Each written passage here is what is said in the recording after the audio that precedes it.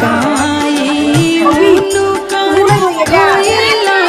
पापा काई रखल उधार के करा करने बोल हरल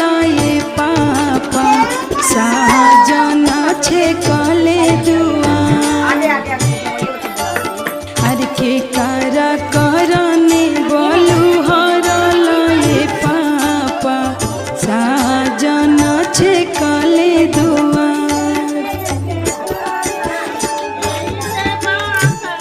रहिए ध्यान ले रहिए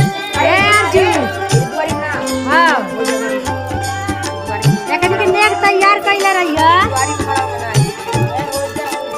चल हो